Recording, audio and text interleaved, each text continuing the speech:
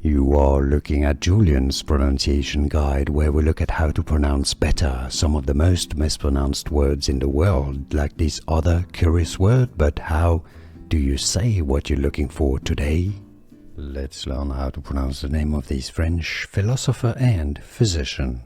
If you want to learn more names from French philosophy, make sure to stay tuned. So let's break it down and get this right once and for all. I think everyone else on the internet has it wrong. Georges, okay, so that's a French pronunciation. Georges, the S is silent.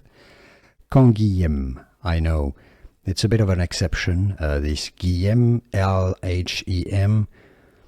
In this case, it's a very specific rule or exception to the rule. It shouldn't be pronounced this way, but that's how it is.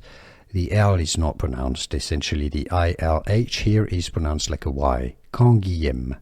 Georges Canguilhem. In English, if you cannot pronounce French perfectly, you can say Georges Canguilhem. Canguilhem. Georges Canguilhem. Here are more videos on how to pronounce more confusing words and names too many mispronounced. Like this video if you found it useful. I appreciate your support. I'll see you soon and thanks for watching.